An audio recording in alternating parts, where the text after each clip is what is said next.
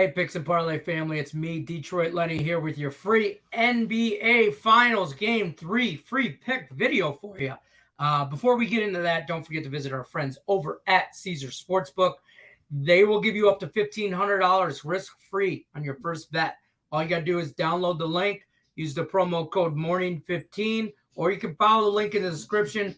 That'll take you right to the state that you're in, and boom, bang, pow, you're signed up. Bang.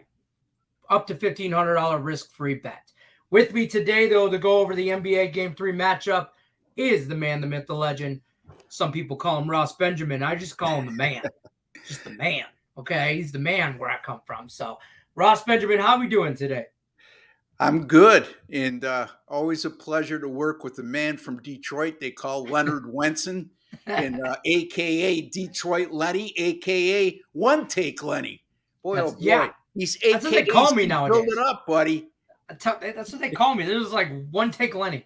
It's no brainer. I'm all for One Take Lenny's. I like it. Ross, talk to me about Game 3. Golden State Warriors at the Boston Celtics. Celtics are a nice little minus 3.5 favorite here at home. Over-unders 212.5 is where we got it. Where are you going with this one? What should I do?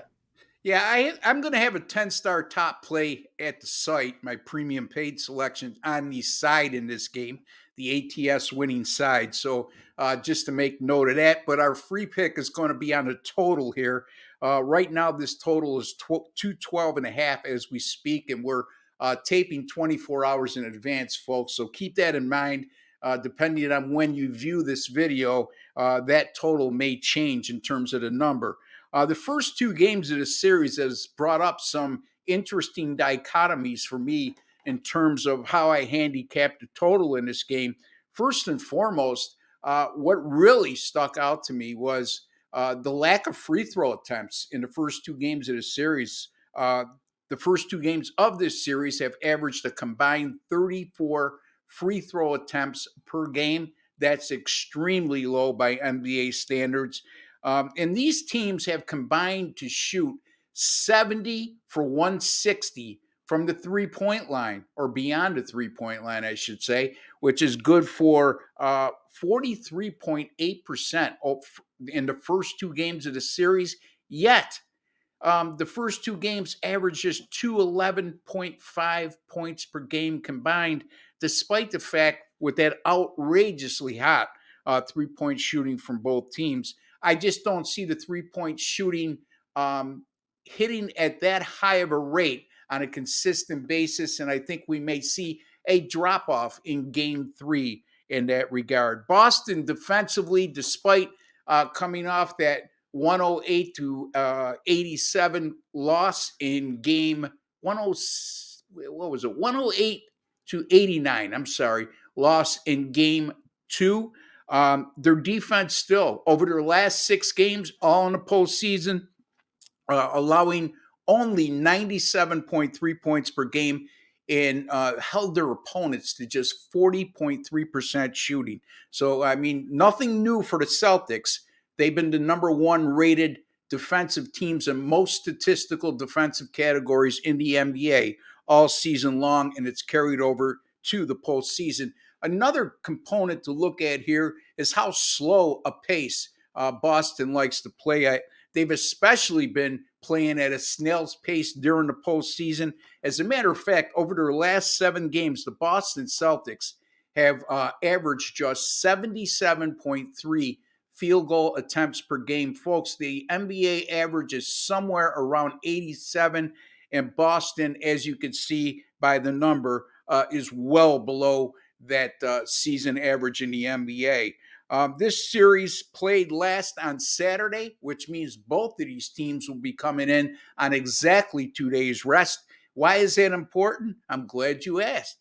The Boston Celtics are 12-3 to the under this year when playing on exactly 2 days of rest, while the Golden State Warriors over the last 2 seasons when playing on exactly 2 days of rest, 19-6 to the under. Golden State, by the way, I know I gave Boston some accolades defensively. One of the most underrated parts of Golden State's game is their ability to play defense. As a matter of fact, the Warriors have allowed 100 points or fewer in 5 of their last 10 games, all being in the postseason.